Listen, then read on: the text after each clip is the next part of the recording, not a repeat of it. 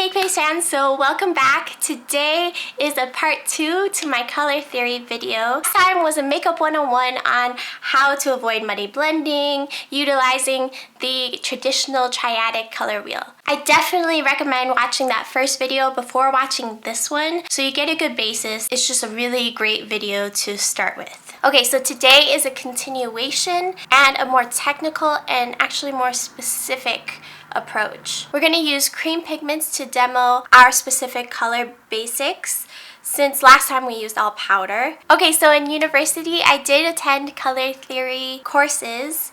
They were usually in connection with digital art making, editing practices, and design versus painting, which is what I hold my degree in. These classes were wonderful, and I ended up digging out some of my dusty old notes in preparation for creating this video for you guys. I especially loved them and found them useful because my teachers took that more technical approach. I was able to understand and utilize colors in ways that I wasn't able to do before with information that I just got from painting courses. If you would like to delve a little bit deeper into the world of color with me, as I go a little color nerdy on you guys, then just keep on watching. We'll be able to achieve more complex dynamics, narratives, and looks with this information.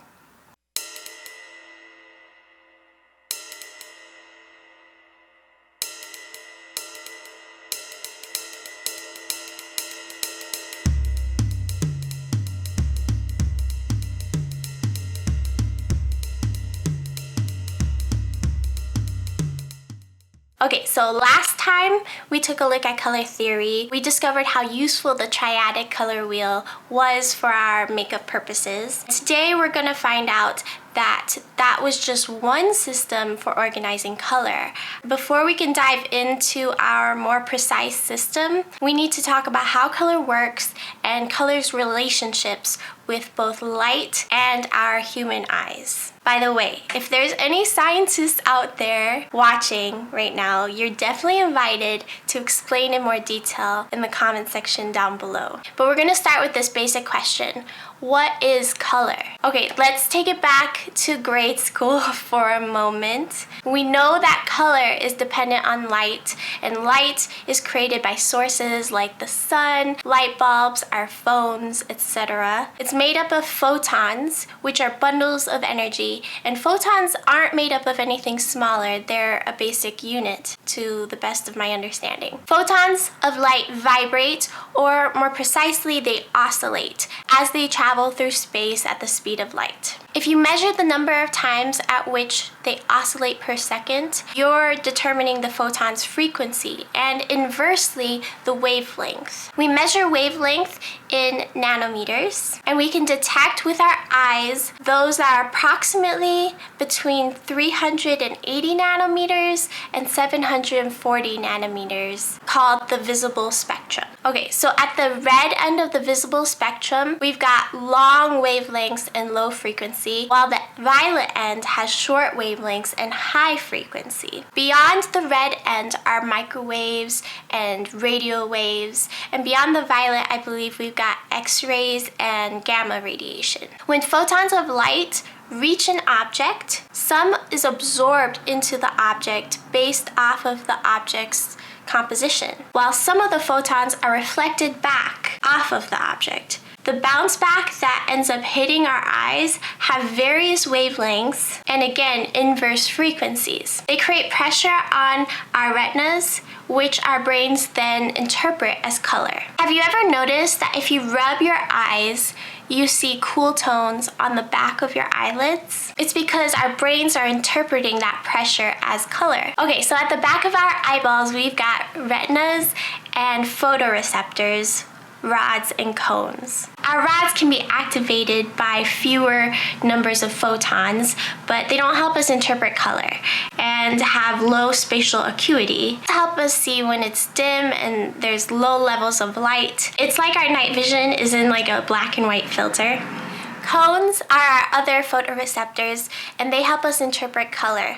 We have 3 types. Other creatures have more or fewer than we do and can see different ranges of hues because of it. Our three types of cones I'm going to call blue cones, which are most sensitive to high frequencies and short wavelengths.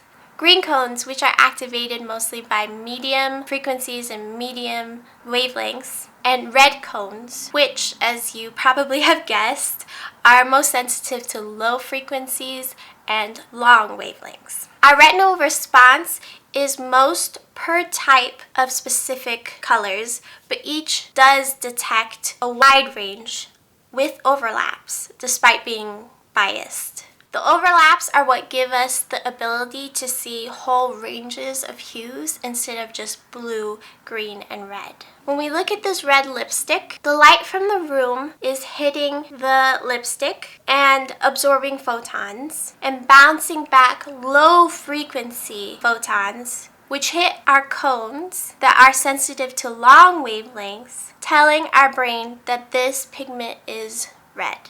So we see yellow when high frequency is absorbed and our red and green cones are activated. If more red is activated in our eyes than green, then we see orange or citrine, depending on the ratio. If green and blue cones are activated, then we see purple, and so on. I think it's pretty important to understand that objects themselves aren't colored. It's all about our brains interpreting things as being color. Okay, so when we look at things, our brains automatically attempt to strip away the bias of our surrounding lighting or the atmosphere that we're in order to accurately interpret objects. For this reason, you can view this lipstick as red during midday sunlight and also call it red at sunset when the surroundings have altered the color. Changing background and lighting can drastically change perception as smart and calculated as our brain's color correction processes are. And these perceptions changing due to color relativity are often how optical illusions work. I'm going to call our discussion of color with regards to light as additive color mixing. Remember that with our additive mixing, our primary base hues are blue, green, and red. All three together mixed creates white, and their secondary colors are cyan, yellow, and magenta. We use what I call subtractive color mixing when we mix makeup, pigments, paints, dyes, and other physical things to create colors. So when we mix pigments and things like that, both colors involved absorb all the photons that they did when they were independent. And all that our eyes interpret are the frequencies that neither of the pigments absorbed. This subtractive element is why I'm disposed to calling our method of color use subtractive mixing. So with subtractive color mixing, we can get a lot more specific about what our primary hues are exactly and what will give us the cleanest mixing results. Our primaries are no longer the basic blue, red, and yellow, but they're a very specific type of blue, very specific type of red, and specific type of yellow, which are cyan, magenta, and yellow. A shade like this one, magenta, and yellow. Our secondaries then become what we think of as true blue, true green, and red. So if we mix all those primaries together, theoretically we would get black, but in reality it's more like brown. I'm going to show you guys these more specific primary colors in practice and what happens when we mix these shades. I'm taking magenta and yellow, two of our primary colors, as our focus shades for my entire face today, with pops of cyan mixed in. I'm working with my Makeup Forever Flash palette. A little bit of yellow blended in to the edges, and you can see how we start to create this gradient that you might not have necessarily expected if you were going off of just the traditional triadic color wheel. However, these can be very tricky, which is why we started with the triadic color wheel, mostly because it's very hard to find true primaries in makeup and pigments and stuff like that. So this is definitely more of an advanced topic. But I'm going to go ahead and take the cyan and put that on the lower lash line. Mixing the magenta with the cyan will give us shades of purple. The purple really blends in nicely and ties everything together on the outer edges here into the cyan and into the upper lid area. I'm going to take some yellow mixed with white to start blending out the top edge gradient. I'm taking more cyan than magenta here, mixed with a little bit of white to create this lavender, and placing that into the inner corner and starting to blend that into the magenta heavier area on the lid. These are cream pigments, so the blending is a little bit different, but you can absolutely do all of this obviously with powder shadows as well. I'm taking more cyan than magenta to create this purple, but I also added a dash of black to deepen the shade so that we can get a little bit more depth in there, a little deeper in value. To tie the cheeks in with the eye look, I'm taking the magenta and placing that on the cheeks, blending that in, but I'm also going to take some yellow and blend that in a little higher by the temples to create that same gradient in the cheeks as well, just a dash. You probably noticed that I also chose to do a two-tone lip. I overlined my top lip quite a bit with this magenta and set everything with powder so that the two tones didn't mix. I first applied the magenta on the top lip, then tapped my lips together to create a little bit of transfer onto the bottom lip, and then added yellow to the bottom lip. As a side note, my best guess as to the nature of multichrome pigments is that throughout the pigment there are tiny pieces of glass pearl technology that are reflecting light like prisms do. Okay, so far we've been chatting about what color is, and we've started to inch into a discussion of color being relative to its surroundings. We need to quickly shift gears and talk about organizing color. So in our Color Theory Part 1 video, for simplicity's sake, I used the triadic color wheel of old. However, that system is problematic, and today I'm going to use my preferred method, the Munsell system. By understanding everything we discussed about additive and subtractive color mixing, you'll have a good basis to use whatever color model fits your fancy. If you're interested in colorimetry, you might be interested in these color systems I have on the screen here. I find that the Munsell system is the most useful for my personal use because it was developed largely based off of human perception of color. With technological advancements and the advent of things like television and printers, it became apparent pretty quickly to developers and artists that it's impossible to create every hue using the triadic color wheel. So in the early 1900s, Albert Munsell, a professor of art, started classifying colors numerically. So with his model, we have 5 main hues: red, yellow, green, blue, and purple. He also allowed for 5 intermediate hues to be zippered in between, creating a wheel of 10 colors labeled as red, yellow, green, blue, purple, red, purple. With this color wheel, we see that our complements are much more precise. Complements are, as we remember from our Part 1 video, opposite hues on the color wheel. For example, instead of yellow and purple being our perfect complements, we have yellow and blue-violet, making our complements a lot more specific and a lot more precise in order to create perfect vibrancy in our shades. So a notable phenomenon that happens with complementary colors is seeing phantom shades or after images. You'll experience seeing cyan if you stare at a red spot for quite a few seconds and then look away to a neutral surface. As you're zoning out, staring at this red spot, you should start to see cyan feathered around the edges. And once you look away to this blank slate, you'll see cyan in the shape that the red spot was in.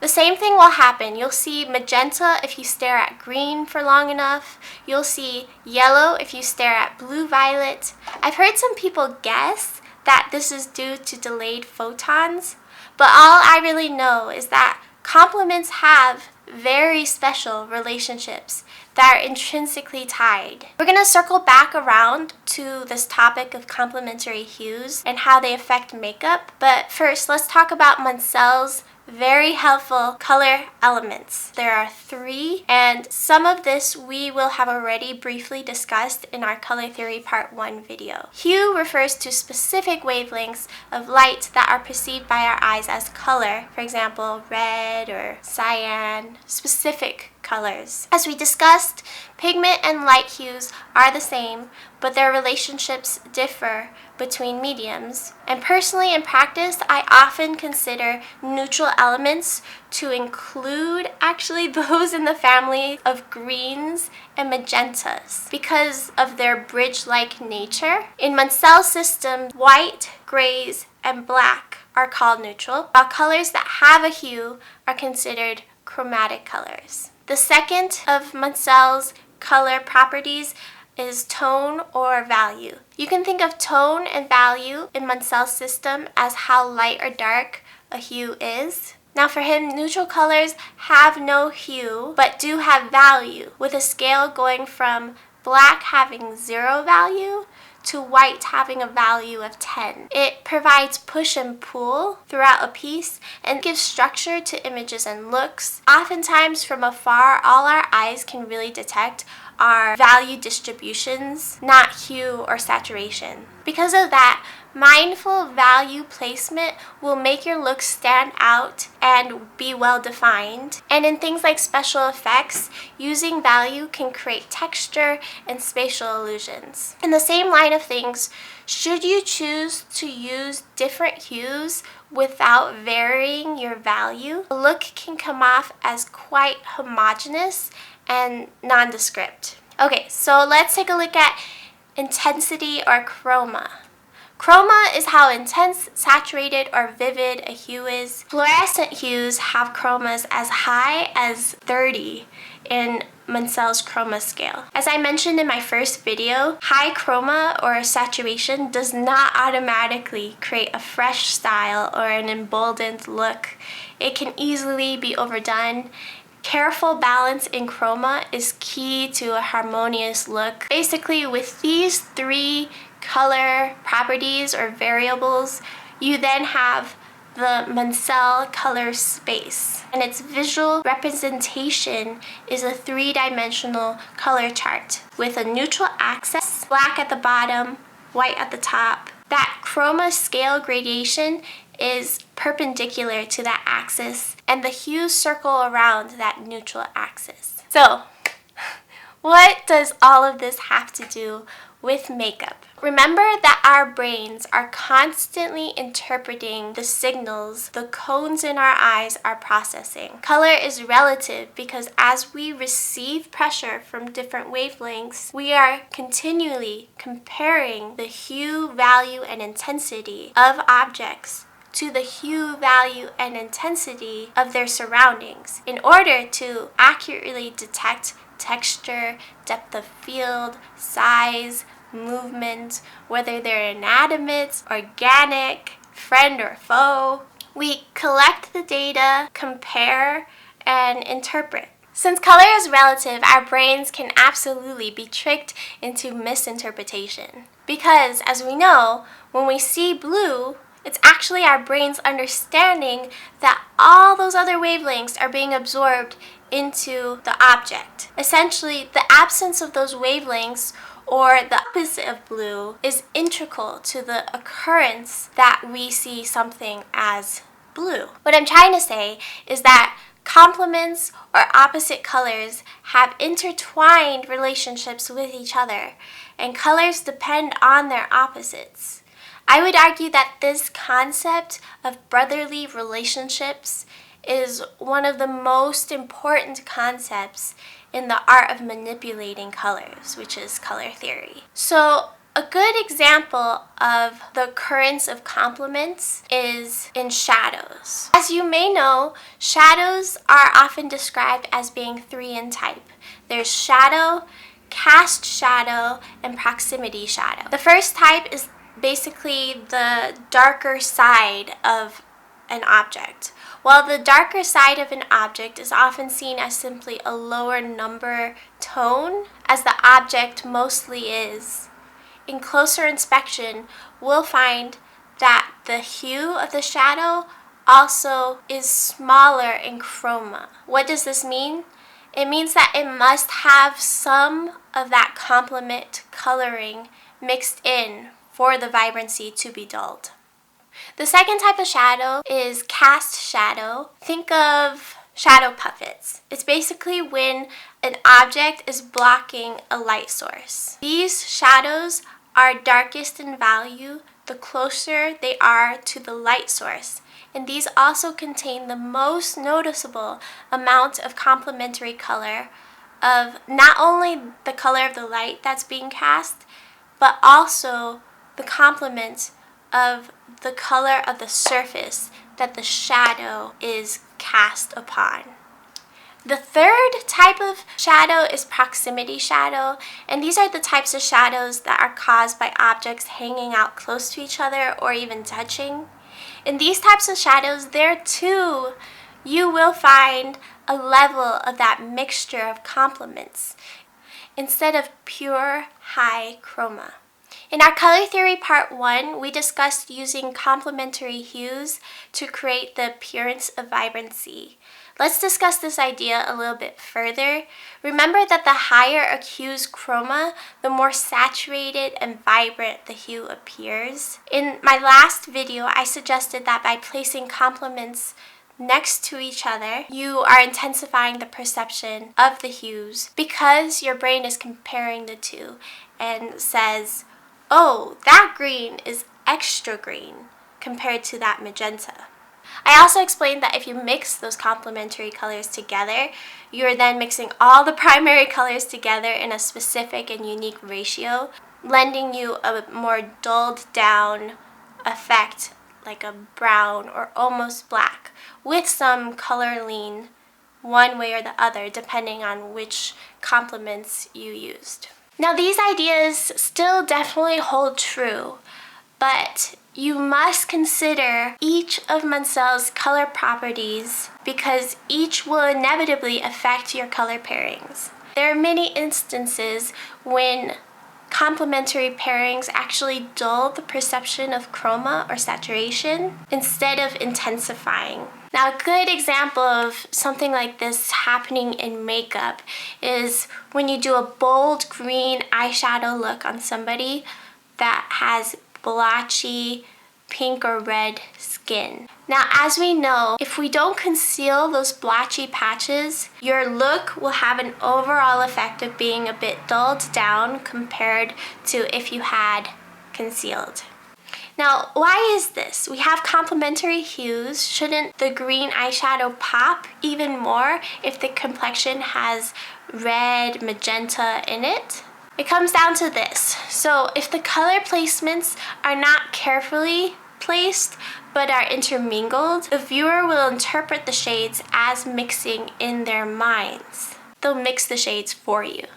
Clean, precise, and intentional work is a must when introducing complementary hues. A big reason looks sometimes inadvertently look messy, muddled, and dull, even when you follow a precise color scheme, is that the background hues are hues in the mix, even when we didn't purposefully stage them. We end up seeing not only the green against our skin, we see all the different hues in our skin tone. So for example, what hues, value, and chroma do you see in my skin tone? I would say that in some places I've got an orange hue with a medium light value and quite a dull chroma. And when we have a dull chroma, we know that that means that there exists our hues, which is orange. Our hues complement color in the mix as well. Of course, starting with white, since I'm quite fair, and orange, which is our hue, we're gonna adjust the saturation by bringing in cyan to bring that down, and then continually adjust until we have our exact match. Okay, another example is think of a hazy skyline.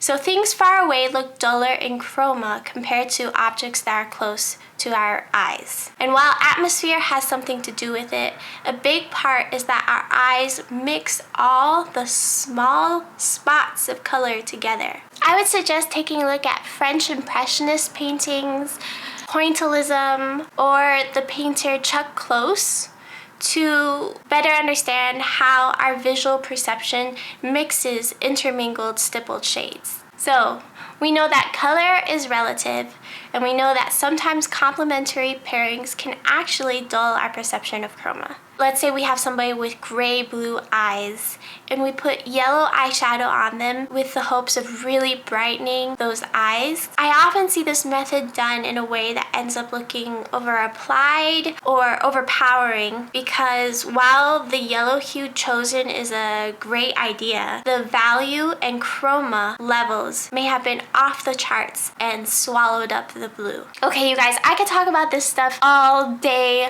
long, and I feel like it has been all day, so I'm gonna move on. We're gonna talk quickly about my last topic, which I think is really useful for an everyday makeup user, and it's contrast. So again, everything with color is relative, right? And the effects of colors really change depending on their surroundings. Certain pairings automatically create illusions of depth. When colors are light in tone or value, people often see warm hues as coming forward to the viewer, while cool hues recede into the background. But when you have cool and warm tones that are both deep in value, the opposite is often seen to be true. So cool hues jump forward while warm hues recede into space. Again, colors are relative to the hues around them. So the same is true with light tones and deep shades. Light tones often make deep shades look even deeper than they are if you looked at them independently. Dark shades make light tones appear even lighter than if you compared it to white. So all in all, if you are attempting to recreate a specific color or something just isn't looking right, your best bet is to isolate it from its surroundings the best you can and consider its hue, value, and vibrancy separately and adjust each in turn. Also, if you're interested in creating cohesive color schemes, readjusting each of those elements within each color individually can help to create focus and balance. Okay, so this video is threatening to become even longer than my first color theory video. So I think I need to stop here. But if you have any questions or additions, please comment in the comment section down below. I hope that you enjoyed this part 2, and let me know with that thumbs up rating whether or not you'd like to see more videos like this. If you're new here, definitely subscribe, hit that notification bell to join our cake face fam. Yeah, love you lots, and I will catch you in my next one. Bye guys.